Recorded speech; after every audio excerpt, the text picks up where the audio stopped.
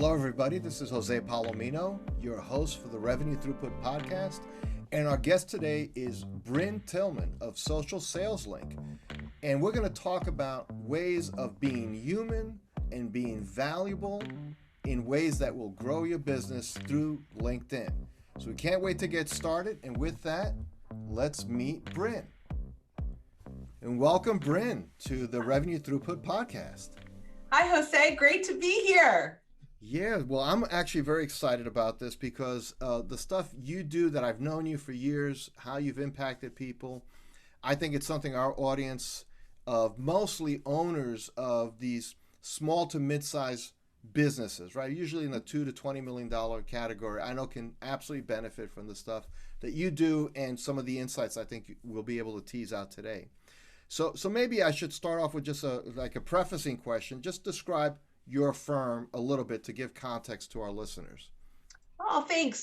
So Social Sales Link helps anyone responsible for a business development role start more sales conversations by leveraging LinkedIn. I mean, that's pretty much the core of what we do. We do that in lots of different ways, but ultimately it's really about conversations with the right people. Okay, wow, but that's actually a really big topic because the world's on LinkedIn. So like, how do you, and I know sometimes some of our owners, may have one salesperson or business development person on staff. Some might have two or three, and sometimes the owner is the person who's otherwise running a busy business. So what are some of the kind of challenges to, like, I think in concept, what you just said, start sales conversations. Hey, I'm on board. We're all good with that. But what are some of the challenges you hear from people about maybe why they're not doing that or what they stumble with?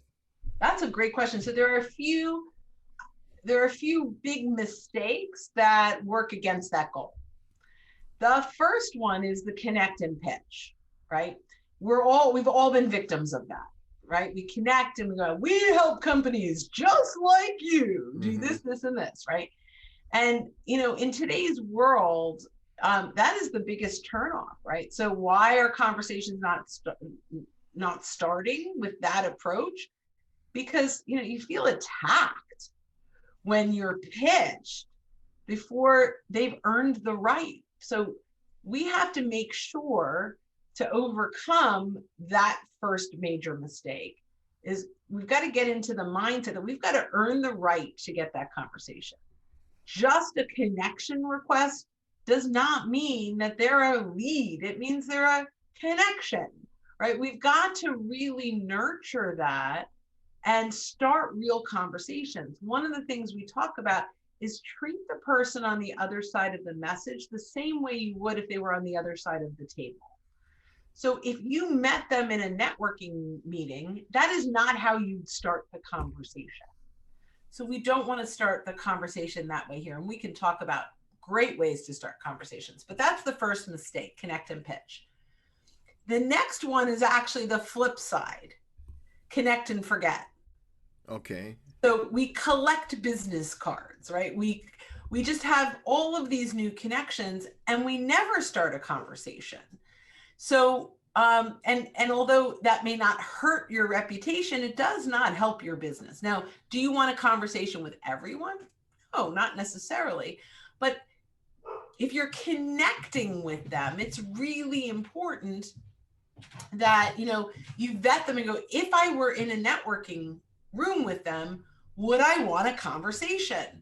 Then start one, right? Like there's so many different ways to do that, but we just, it's more like we walk into a networking room and I reach out and I go, hi, Jose, I'm Brynne. I'll take your card. You can have mine. Hi, Fred, I'm Brynne. Here's my card. And then I take all these cards and I put big rubber bands around them and I stick them in the side of my desk and I never look at them again. And I know there's people listening to this right now who are looking nervously at their desk drawer because they know they have a stack of cards with the rubber band right on it now. Yeah, right. But we don't want to do that on LinkedIn. It doesn't work. That does not convert into more conversations in the real world. It's not going to convert to conversations on LinkedIn. So, and again, we can talk about things that we could do to start those conversations, but those are in my opinion, two of the biggest mistakes that people make. A third one, and then we can keep moving on, Sure. But the third one is I just share content. I don't engage on other people's content. I may not even be doing a good job of engaging on the people that are engaging on my content. Or they're like, I share content all day long and I get 2 likes and 1 comment. What's wrong, right? And so just because you build it doesn't mean they'll come. Right? We've got to invite them and we've got to engage. This is, the social selling is really about engaging and building rapport and relationships. So just posting stuff and forgetting it isn't going to work. And I'm just going to go, side note, overarching problem is random acts of social. I don't have a process. Mm-hmm. I don't have a purpose. I think I do, but I'm out there just doing stuff. And if you it's like throwing, if you did this in all of your sales process, you wouldn't get very far. We have a process for a lot of things. We need it for social selling too. So if I could just kind of recap, because I think there's some great thoughts there, Brynne, and very helpful. And I love the idea of, a connect and pitch is hi, boom, and here's my pitch. And again, in the real world or in the traditional world, yeah, you would never do that. Right. You would never think of doing that, right? And then connect and forget, which is what's the point? There's a lot of light but no heat, in activity level. And it might actually take you can spend hours connecting with a bunch of people, but you're never engaging really. And then what I like the third one is because there's a lot of firms out there helping businesses with content strategies that end up just being a lot of publishing of a lot of words that may be good words in the hope that you'll grab somebody's interest and they'll want to talk to you. That's kind of in the hope of that. It's hope as a strategy. So I love what you put the bow on it and saying you need to avoid, and I love the phrase, random acts of social. That's very good, by the way. I'll be borrowing that in the future. That's very good. And you have to have a plan and a process, just like you would any other sales process. Yeah. And I think one of the hurdles, and I'd like you to just maybe reflect on this, is that still too often people view this world, this social, especially this LinkedIn world, as something other. Mm-hmm. And they throw out all the rules that maybe they built a successful business with before. Like they don't apply, but that's on the internet. It's LinkedIn. It's something different. Right. So how do you help people change that mindset? So these are human beings. They're the same human beings. And I know I said it. I'm just going to repeat it because it's important. Treat people on the other side of the message the same way you would if they were on the other side of the table. That's the mindset shift, right? It's like these are not leads, they're people. We've got to, so, when we walk into LinkedIn, we are walking into a trade show, a conference, a networking room. And we need to think about, and let's take content. I mean, there's so many ways to look at this, but let's talk about the engaging content. So you've got some magnet, someone that shared a great piece of content that's attracting your buyers, right? So, and they've got 20, 30 commenters and lots of engagement. And you're like, this is awesome because this person, I'm going to go big. Tony Robbins is now attracting all of these coaches and trainers to start talking about this. And that's my target market. So what do I do with this? Well, think about them. We all came to see Tony Robbins speak, and we are all in the lobby really excited talking about Tony Robbins.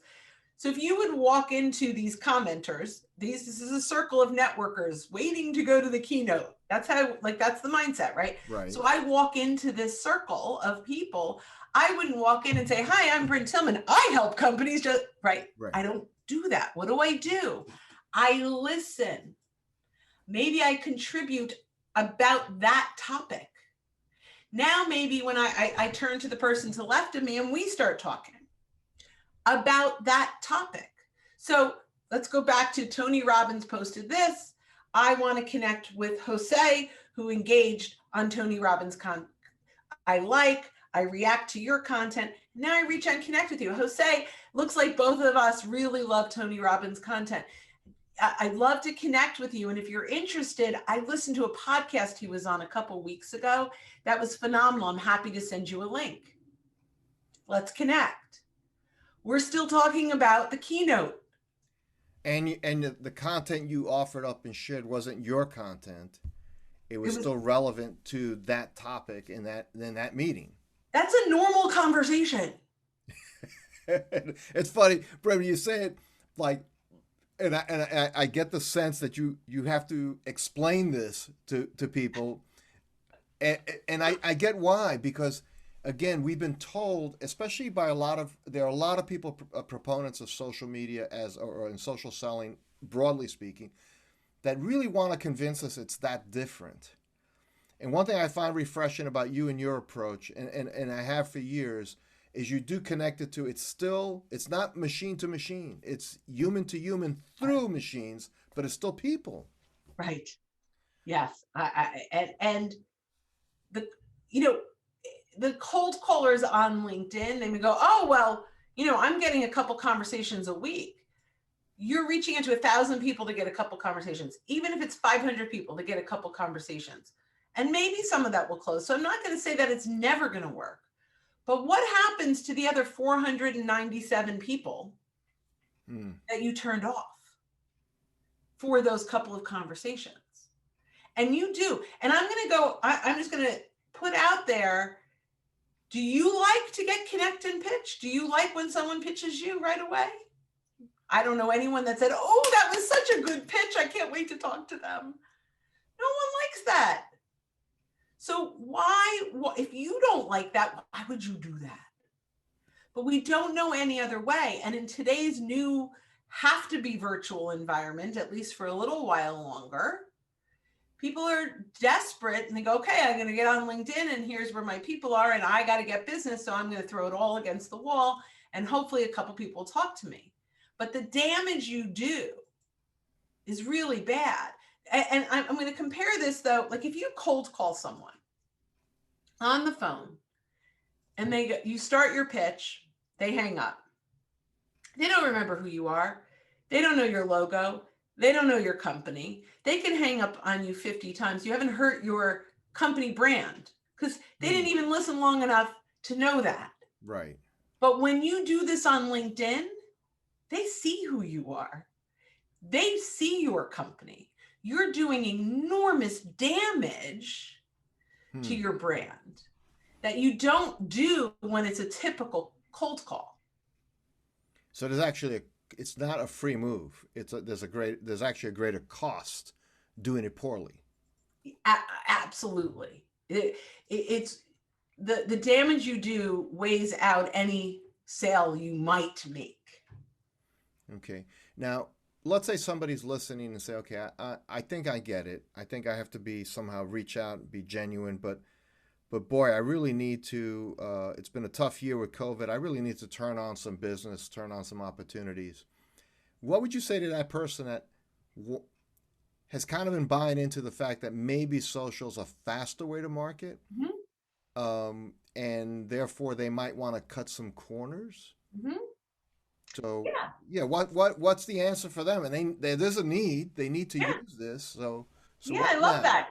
There's a short game, and it's client and networking referrals. So I make a list of my clients. I make sure I'm connected with them on LinkedIn, and I can mine their connections and build a list of people that they know that I want to meet. So now I go, Jose, I am so glad that we've been able to help you do X, Y, and Z, and that this is, we've been able to get you to here. I don't know if you know this, but the way that I've really grown my business has been referrals from my happy clients. And you happen to be connected to quite a few people on LinkedIn that I'd love to get in front of. Can I run these names by you? Okay. Now we have a conversation.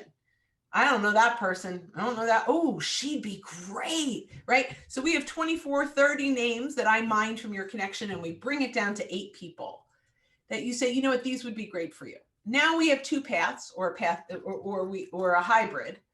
I could say, Jose, thank you so much. Of these 8 people, who on this list would you feel comfortable introducing me to? Or if I know, man, you are busy, I don't want to put you out. You're my client, but and a lot of times I've asked for introductions. They're thrilled to do it, and they don't because they're busy. Sure. So this is our little secret sauce, which is, Jose, thank you so much for the insights on these 8 people. When I reach out to them, is it okay if I mention that you're my happy client that we had this conversation and you thought I should reach out to them. They're going to be like, oh my God, she didn't ask me to make an introduction. This is great. Absolutely, go. Right? So now I reach out and I'm like, David, Jose and I were chatting the other day. Your name came up in our conversation and he thought I should reach out and introduce myself. I've been working with him for the last 2 years to do this, this, and this. I'd love to connect and share a little more with you. Totally authentic, right? His name came up in our conversation. Right. And I got permission to say that you're my client and, you know, we should. So they connect. I'm assuming the call because you said it was okay. Half of them, 4 of them become conversations. So one of my favorite clients, I have a lot of favorite clients and I say it all the time. One of my TD Bank. Okay. I've been working with them for over 8 years. I tried to get into them 5 years before those 8 years. And I saw that Rob Petcove, my client, knew Rob Curley, who's the leader of South Jersey, who I've been trying to get in touch with for and Philadelphia, tri-state, knew him, made an introduction. And they were friends. They weren't even business people. They were both their boys had juvenile diabetes and they were in the same groups together, right? I got an appointment in 10 minutes. And when I met Rob Curley and I said, so curious, what got you to take this meeting? He goes, if Rob Petcove asked me to do something, I'm doing it. He's one of my favorite people. So I basically said, if I can show you how your commercial lenders can get in the same way. And it was the fastest sale I ever made. It was done, right? Why? Even just getting in, because it came in with a high level of credibility, because our shared connection said, you got to meet her. Now, this was an actual introduction. But the interesting part in all of this, so now he made introductions to other people inside of TD, right? And so it starts spider webbing out. We're 8 years later and I'm still training. Right. TD Bank, right? So all of that came from my client making an introduction. But if I said to Rob Petcove, who do you know that could use my training the way that you and your company has? He would have been like, I don't know. Well, and if I could just double down on that a little bit, Brynne, because it's actually one of my pet peeves when people talk about referrals, and that is asking somebody, who do you think could benefit from my services? You put such a burden on the other person to now they got to figure out, well, I don't know all that you do. And I got to think about I got to do the matchmaking in my head. So it's very easy to say when you're asked like that, yeah, let me think about it. They're never going to think about it. They're never going to do it. And now you feel like chagrined to ask again because you really would like their help. So like if you want that referral, what I'm hearing you say loud and clear is do the homework and make it easier for that person to essentially lend you their relational capital, what you're asking for, right? Because you've done a good job, you've earned some of that, and people understand that, and then actually make it real easy. And it's not about 80 connections or 80 introductions. It's 1 or 2 really good introductions, and it can go from there. So I think that's a fabulously, really on point advice that you give. That's excellent. Well, thank you. And that's the short game.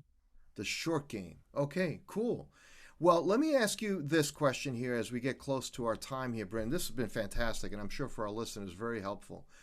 Have you ever run into, and I don't need you to name names here, but somebody who you said, boy, this person is just never going to get this. Sure.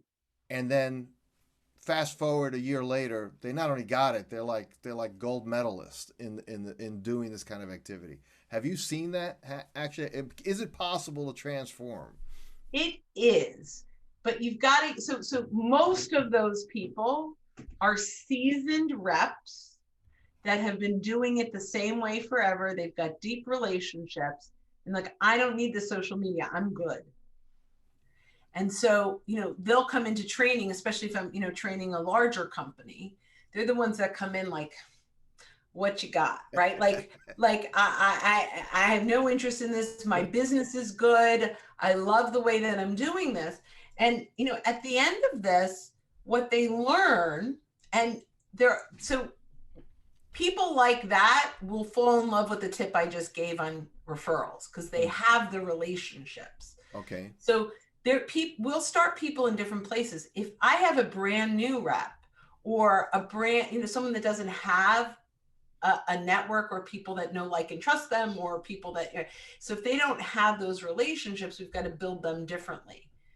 But the people, and they usually buy in because they don't want to cold call all day long. They don't want to knock on, right? Like they want better ways. So the less experienced folks tend to buy in much faster. It's the ones that have a successful business that say, why should I do something new? But what they recognize once they see it is, I'm not changing the way I have relationships. I'm not cold calling now. What I'm doing is I'm leveraging the relationships I have more successfully. There's also another piece, which is, so you connect with all these folks. Not everyone's ready today. So the other side of social selling is nurturing. And nurturing comes in lots of different things. It's not just content that they see on your news feed, and it's not just your content in front of them, but let's say you have Google Alerts set up for all these prospects, or you have, you have ways of, you're using LinkedIn Sales Navigator to get alerted when companies are mentioned in the news. So now I've been prospecting Jose for the last, couple of months, and the timing isn't right or whatever it might be. But now I get an alert that Value Prop Interactive has been mentioned in the news. And I'm like, oh, here's an opportunity. So I can grab that and say, Jose, congratulations, you won this award. I'm not always pitching me to start this conversation. Or maybe I know that your target market is consultants and coaches and whatever, right? That maybe that's your target market. And so now I see, and this is why you have to build relationships and know the people that you're working with. Now I see 10 trends of how unemployment has created more coaches and consultants in them. And I'm like, ooh, that's who Jose sells to. This article would be good for him. Now you're like, oh my God, it's not even you're giving me content that will help my business grow. It's a value to me, and it's not selling your LinkedIn training. Right. It's about me caring about you as a human being and sending you content that has nothing to do with me. It has to do with what matters to you. And that's how we start conversations, not like constantly, hey, I got a webinar for you to go. Not that that's bad. That's good, but it can't be the only thing. It can't be the only thing. So I take away two things here as we come to the end of our time here, Brynne, and I really enjoyed hearing these principles because they really jibe with kind of how I look at the world and how I try to function in the world as well. So it's very consistent. But I have two big ideas that come away. One is be human, okay, and to be valuable. Like, be human and be valuable. And then now this becomes a platform that you can really grow with.